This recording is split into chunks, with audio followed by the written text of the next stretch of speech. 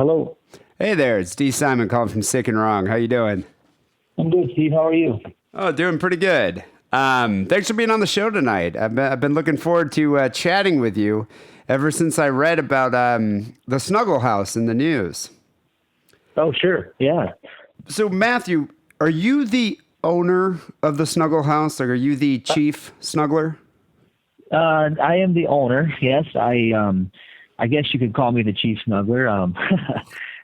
Yeah, sure. I just came up with that title. But so Yeah. you're the owner and founder of the Snuggle House? Right. Yes. Okay, so I got to say, I'm really bummed to hear about the recent shutdown by the city, and I'm actually quite surprised that Madison, of all places, probably one of the most liberal cities, probably the most liberal city in the Midwest, actually, next to Ann Arbor, would be so intolerant. So I guess my question is, what happened? Like, why was there such community scrutiny? Well, okay. If you look at Madison, they have a couple different operations in town that are fronts for brothels, and they've been doing that for decades. We never had the impetus to do anything of that nature. We were across the board. We wanted to do cuddling. That was the business. But when we decided we were going to open, there was quite a firestorm of media interest, and that sparked attention from the city attorney's office, and they showed up at our door literally. And the irony was it started going out into the media that they're suspecting this is another front for prostitution, and we never implied any such things, and we never had the desire to do that at all. But that stuff started coming out right away, and then it was just one hurdle after the other, and some angry business owners in the area that thought we were going to be that type of business. And so it kind of got off to the wrong foot right away, with a lot of people assuming, because they've never heard of cuddling, they've never heard of a business like this, so they had to assume it had to be, like my wife said, she says, well, they probably assume this has to be really bad if you're just going to put it out there that you're going to cuddle, Well, I mean, these other businesses, though, I guess traditionally they've been fronts for prostitution. You're talking like a Thai massage parlor. Yeah, exactly. Like a place like that or something like it. Whereas, I mean, the Snuggle House doesn't really, I mean, I guess it implies snuggling, but it's a pretty huge difference, between snuggling and massage. Yeah, it's a gigantic difference. It's the gap is so wide that I didn't know what to do when they started making these accusations, because it wasn't even on my radar. And $15,000 later in legal fees just to get our doors open. The statements were still coming out, even though we had addressed every concern. We had gone through all the hoops. We got all the permits, all the insurance, and all the things that were asked of us. We were still getting badgered for this issue. And finally, I just threw the towel in. I said, if it's going to be this much of an uphill battle, it's not worth it. What's the point? I mean, did you actually ever manage to open your doors for business? We had it open for 2.5 weeks, and we were doing quite well. But what happened was I got another report from the Associated Press. The guy wanted to come in all week, and all it was is, every other day we had a media person there, or, he had a cop that came in and walked through the first day we opened. And so it was all this, scaring the customers away. And well, there's quite a hype. I mean, there's definitely quite a hype about it. But yeah, I mean, I guess this media attention and enhanced scrutiny would definitely scare people off from trying out your services. But, it makes me wonder, though, if some of the critics' concerns are warranted. Because, I could imagine a Snuggle House, or a place calling itself a Snuggle House, but in like Las Vegas would probably have, certain wholesome aims or objectives. Oh, sure. Well, if you look at Las Vegas, that I think it's certain areas that may be okay. But obviously right in the heart of downtown Wisconsin, in the capital, 2 blocks from the, most government buildings, you'd have to have you just have to be out of your mind to try to have an establishment like that starting up. Yeah, that's like dealing drugs next to a police station, Yeah, exactly. So what is the Snuggle House? Just tell me about the purpose, the mission. Yeah, well, the mission was I had struggled with PTSD. I had Lyme's disease for a while. I got over those things, but in the loneliest times, I felt really disconnected. A lot of the ER visits, you don't get much touch, and you feel sort of disconnected. And I started to see the world through those eyes. And then on Facebook, I saw Jackie Samuel's post of her snuggery about, maybe 8 months ago. And I followed it back to her interviews on the news, and I thought, wow. I said, this is actually legit. Because at first I thought, oh my God, people actually pay to snuggle. This is cool. And I called her and I did a consult, and she said she had no incidents for, the whole time she's been in business. A lot of her clientele were older folks, retired, and they'd lost their spouses or they're lonely. And I thought, man, this is a real benefit. And so that's what actually got me inspired to do it, because I felt like she really exploited something that people needed, is more touch in a non-sexual way that was a caring, nurturing type of capacity. And so I thought, this is it. I'm going to give this a shot. Her business is called the Snuggery? Yes, it is. And where is this? What city is this in? I believe she's in Rochester, New York. And it's the same, I guess, kind of business plan as the Snuggle House. You just go there, you have a little cuddle. Yeah, exactly. Yeah, I consulted with her, prior to putting the manual together for our operation. So a lot of what we did is along the lines of what she does. So both, I guess, the demographic that you're going after now, are these people who are like widowed, divorcees, just people who who have never been married and just have lack of human touch or human relationships? Like I'm just trying to figure out who exactly would the clientele be.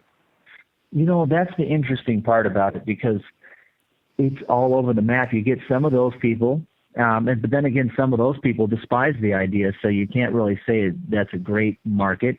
And then we had a lot of people, actually quite a few, that were very social phobic, and they saw it as a way to, kind of ramp up their interaction with other people in a place where they felt safe. We had some clients come in that had a very, very hard time even being in a space of less than 2 feet from another human being. So these are like agoraphobic people. Yeah, something like that. Yeah. Wow. And so I guess you're offering some kind of therapy here, like to overcome these fears. That's what we wanted to do. We wanted to have it be where, the benefits that are you can look up that are proven are kind of like the oxytocin release that you get when you cuddle people. And oxytocin is known treatment for, certain types of these mental issues that they use. And we thought, we should experiment with this and see who shows up, and, let them be in charge of their session as long as it's within the boundaries of what we offer. And so, some people wanted to just show up and maybe hold hands, and some people wanted to cuddle. And we were trying to figure it out as we go, to be honest with you. Okay. So, so this is kind of, I guess it is sort of a shot in the dark. You don't really know what is expected with a business like this. It's all sort of new frontier. But tell me, Matthew, what's the difference between a snuggle and a cuddle? Is there a difference? Yeah, well, I guess, or are they just I don't synonyms? know. Well, cuddling, snuggling, anything that we offered was, we had an attorney, our original attorney drafted up the boundaries before we did anything to figure out if it was legal to offer this type of business. And so we had our blueprint from day one. And so cuddling, snuggling, whatever we were calling it, as long as it didn't involve kissing, touching, fondling, stroking, any of the list of don'ts, then it was totally acceptable and legal. So that's kind of what we were offering. And I guess you could call it whatever you want: spooning, cuddling, snuggling, hugging, embracing, anything. What is it that you offer? So if a client walks into the Snuggle House, what options? What are they going? What services are they looking at? Well, let's say if you walk into the Snuggle House and maybe you walked in because you're on your Android all day long and you feel like you've gone weeks without actually having an interaction with anybody in the chemical body where you could feel close to another human being. We offer the space where you can kind of direct the flow in your own kind of therapeutic setting where, hey, I'm lonely, I really want to hug somebody. Well, hey, okay, let's do that then. Let's hug for a couple of minutes, and then, let's see what, how did that feel? Is that comfortable? So it's kind of like navigating this personal boundary to a level where people can feel they can connect again in their physical bodies. Well, how much do the services cost? Like, how much does it cost to cuddle? It's $60 for an hour. And in this hour, it could be hugging, hand holding. Do you hold the person like over your shoulder or like in your arms? Yeah, it could be that too. We had beds, we had couches, we had chairs. So it's whatever level of comfort the snuggler and the snuggly, we're comfortable with. So who decides to be the little spoon or the big spoon in this equation? Well, it's kind of up to the person paying is going to have the precedence of what they're comfortable with, as long as it's, legal and it's moral. So if they want to, let's say if I come in and I want to do a snuggle session, I might just want to be big spoon or something. So I could say, hey, how about we just lay down and I'll be the big spoon. Let's try that. So is it in a clinical setting? I'm trying to picture it, or does it look like a hotel room? I mean, it's a bed and a couch. Do you have a private room? We actually rented out a space of 1,200 square feet that used to be an attorney's office. So what it was is there's a front desk area when you walk up into the place, and then there's a huge long hallway, and then there's 5 separate offices that go off that hallway. And so what we did is we converted those offices into kind of like bedrooms. They had a bed, there's a couch, there's a fountain. So to set the atmosphere, so it's kind of like a feng shui type Zen setting. And so then the client would walk in. Does he get to pick his cuddlers? Like, how do you choose a cuddler, or do you just get the first cuddler that's available? Well, no, he'd have to actually, if it's his first time in, he has to, pre-qualify, just go through a quick screening. So he would let us know who he wanted to book with before he actually came in. And then we would, have the meeting arranged so that he could do a quick orientation. And then the first session would be going over, the first 5 minutes before the session is going over all the policies and procedures. And then let's say he came in with his business suit. He could go and he could change in the room just like you would at a massage appointment, change your clothes, and then once you're ready, full draping is required. But then you can, then the snuggler comes in, and then that's kind of how it all starts. Yeah. Is there a dress like a dress code? I mean, could I get snuggled in my Speedo? You could if you were wearing your shorts and T-shirt over it. Oh, okay. All right. So there is somewhat of a dress code. Yeah, for sure. What about for the snugglers, though? Let's say I wanted to give you $120 to be snuggled by a woman wearing an elf costume. Can you specify something like that? Well, I'm sure you probably could do that as long as, that there was full draping and there weren't any private parts exposed, or, like if it was an elf costume that covered her body, I'm sure you could probably request something. Not like an elf, Alf. Remember Alf, the alien from the Alf. 80s? Alf, yeah. Oh, Alf, yeah, right. So, Alf would be a full body, like furry suit. Yeah, that would be interesting. That would be, definitely interesting, I guess. Yeah. And so I would probably have to bring in the suit myself. Yeah, if you brought in the suit, I'm sure that'd be fine. I mean, you'd have to ask the snuggler because it's based on their level of comfortability too. So if they felt something was a little too awkward, they have the right to refuse any appointment at any time. So yeah, which makes sense. So how does it work do men want to be snuggled by women, or do men want to be snuggled by men, or how does that work? Both. Oh, okay, so it's whatever you specify. Yeah. Yep, it's whatever you specify, and we had staff that could either or, so we had quite a few for each, actually, men that wanted to have a man snuggler and men that wanted a woman, and vice versa. So I looked at some of the pictures on your website, and I have to say that I was looking at the female snugglers, but they're rather attractive. Like all 3 of them are rather attractive. So what would happen, I guess theoretically, if a client came in, you're spooning, and he gets an erection, or even worse, like prematurely ejaculates? Like, well, what happens in that situation?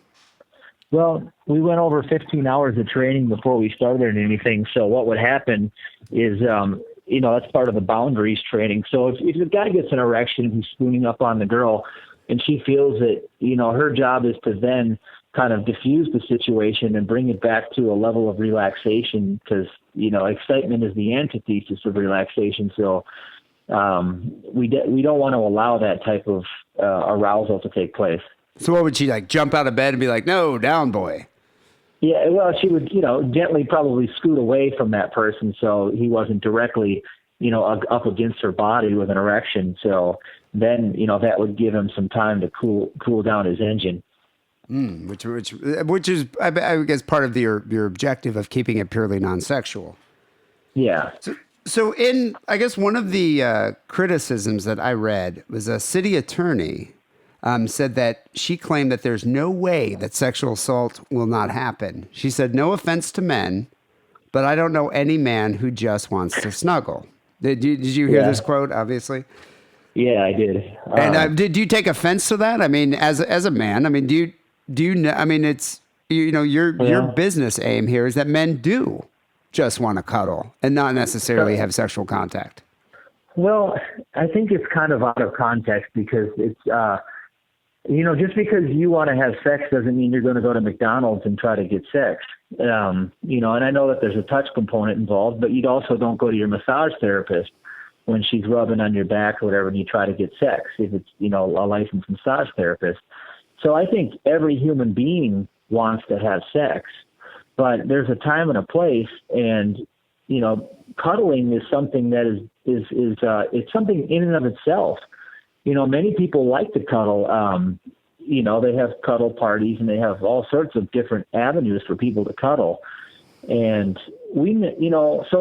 I understand why she said that, because it's coming from a point of view that everything leads to sex, but it doesn't mean it's going to lead to sex in our capacity or our environment, because we won't allow that. I'm assuming she doesn't have much sex. Well, have you seen a picture of her? What does she look like? That's a safe assumption. Well, she's blonde and she's not really that unattractive. So oh, okay. So maybe she has good sex. I don't know. Like, maybe she doesn't like men. I don't know what it is. Yeah, well, she seems to be dead set in her conjecture that all men just want to have sex and aren't down for just the occasional cuddle. So in the circumstance that the cuddling does turn sexual, is there like a panic button or a rape whistle or some kind of preventative measure in place here? Yeah, all the staff members had panic buttons in that they had they kept them in their pajama pockets, and all they have to do is push this push the button in there, and it was a very loud 800 decibel ring. But also there were cameras watching every room, and a security person actually watching the session. So there's no way that it could have happened. I mean, it'd have to be a huge conspiracy where everybody was in on it for something like that to happen. But it was never going to happen in our establishment. So, okay. So you did have preventative measures in place. Did you have security on site? Yeah, we did. Okay. Yeah. So they would obviously stop any kind of sexual assault. No, it never would happen. There was only one incident where a man tried to make a pass on Jennifer, and he asked for more, and then she stopped the session because she didn't feel comfortable. And so, that was the only thing that ever happened. I mean, nothing could have escalated beyond that point, because then the guy would have got thrown out. Okay. So then, and you said you have a screening process in place. Yeah. What does that entail? Well, that's just a quick look at, in Wisconsin, we have CCAP, and that's just to look up a person's record. And then we also would cross-merge that with the sexual offender website. So we would just do a quick screen to make sure we're not dealing with some loose cannon that's not a good idea to allow in our establishment. And most people, 99% of people, never have that problem. But we went through those measures just kind of up front.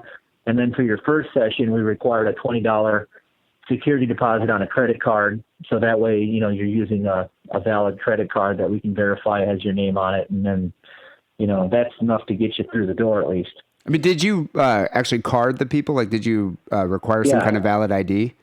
Yeah, when you came in for your first session, you would meet with the security person quick and just show your ID, 2 forms of ID. We'd photocopy them and keep them on file. And then after that, once you've done the first round, you're a member, and then you can just schedule at will after that.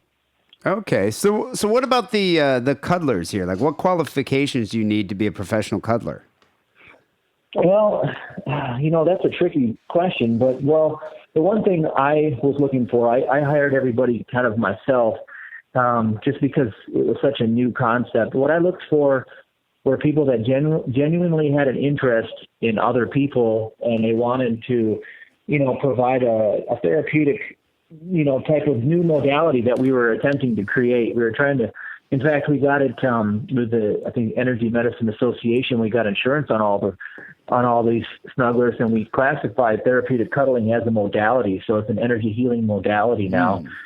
And so we were looking for like healers, people that wanted to heal people. But did they need some type of certification, or were you like, could the stripper from the Deja Vu up the street come in and apply? We actually turned everyone down that was in the adult industry. We had several that applied, and for obvious reasons, because the city would have really they would have come down on you for that. Yeah. So we created a certification program. I had a 103-page manual, and we went through 15 hours of videos and training, and most of it was just kind of security measures and what to do if this happens, what to do if that happens, how to deflect this, how to say this, and because snuggling is snuggling, and most of this had to be intuitive.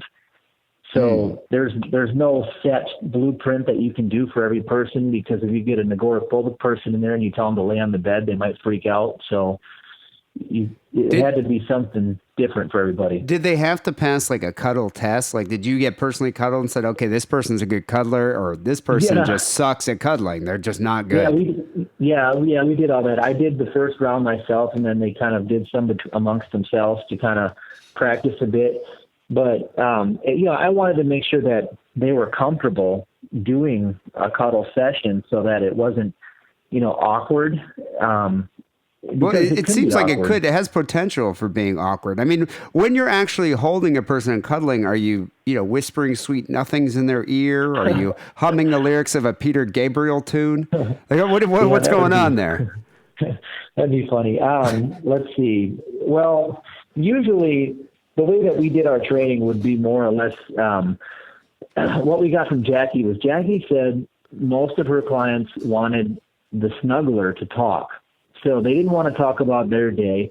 They wanted to know more about their snuggler. So what I trained people on doing was, tell stories, tell whatever you want, make people feel good, get them to talk about what they like and their interests, and, just whatever you do, don't bring it into a sexual capacity and open a door up for anybody. So that was the only real boundary on that. So during the embrace, they would talk about their day and just, trivial, banal type of subjects that just meant to just like kind of create a bond? Yeah, exactly. Well, that's kind of like if you were hanging out with a friend, and you're just shooting the breeze, but you're also cuddling at the same time. Or I'm thinking like when you're getting your hair cut from your hairdresser. That kind of talk. Yeah, and you're just having friendly banter because it makes you feel comfortable. Yeah, it seems like that kind of situation. So answer me this. I was wondering about this. Do you think, in your opinion, that a chubby or plus-size person would make a better cuddler than someone who's skinny, who's just very thin? For some people, yes. I think it's a personal preference of who you want to snuggle with. And we, our initial first people that we hired were, they were pretty attractive people. And they all look pretty attractive. Yeah. But we also had some people that were also training with us that were plus size, and we were gonna invite everybody to participate because it's all on personal preference. It's whatever you prefer. Okay, so it is based on what you desire. And how many cuddlers did you have on staff? We had 5 originally, and then we had 3 more coming through. So we were going to have a total of 8. And once the media kind of destroyed that whole first round of people because it was too soon for a lot of these people. So we were down to 2 at the end. We just had 1 male and 1 female. And do these people make tips as well as just an hourly rate? Yeah, they could accept tips. We didn't want to require or ask for them because we wanted people to be comfortable with their budgets, but tips were definitely appreciated if they wanted to. All right. Well, I got a couple more questions here. I don't want to keep it too long, but it's a fascinating business concept here, and I hope you can do it in another city, and I hope another city be more welcoming towards this idea. But did you ever reject any clients based on personal hygiene or physical deformities, or like let's say a guy came in with leprosy? No, that was in our contracts that we had the right to refuse service to anyone for any reason, and that was based on the snuggler's discretion. I did my best to choose people who were, open to, snuggle virtually anybody that would come through there. But, let's say if somebody comes in and they did work construction all day, or they hadn't showered, there's no way you're going to want to lay next to them for an hour. So. That never happened, but most people are courteous enough to be clean and presentable. But if it did happen, we would refuse the right for service for sure. And it was based on the snuggler's discretion. Yeah, exactly. Okay, so Matthew, what are the plans for the future now that the Snuggle House, I guess, has officially been shut down? Do you think you might try to move the business to a more maybe liberal city like Portland? Yeah, I don't think the Snuggle House is dead. I've gotten an invite for the first round of Shark Tank to present the proposal, and I'm going to revise the blueprint for the actual business model, knowing what I know now. And I think we'll definitely be back in the saddle, but we won't be anywhere near Madison again. So are you going to try to move out west, or are you going to move back east? It's hard to say right now. I'm going to have to do a little more due diligence on location the next time around, because that was the killing factor for us. Are you from Madison? Is that why you chose the city? Yeah, I'm from Madison, and obviously I know the people of Madison very well. And it would have been the perfect spot demographic-wise to support the business if you could exclude the bureaucrats. That's what it is. Yeah, exactly. It's all the politicians. Well, Matthew, I wish you the best of luck. And I would like to see the Snuggle House open up, maybe like a chain of Snuggle Houses across the country. That'd be great.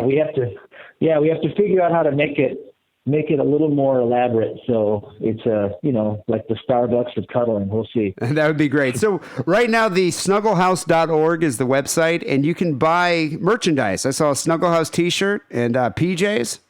We sell quite a bit of that stuff, actually. Yeah. So people, there you go. Go to the snugglehouse.org and buy some snuggling merchandise. And, I'd like to wish you the best of luck with future smuggling endeavors, and have a happy holiday. Thanks for being on the show tonight. Okay, thanks. You too. All right. Take it easy, Matthew. Yeah, bye.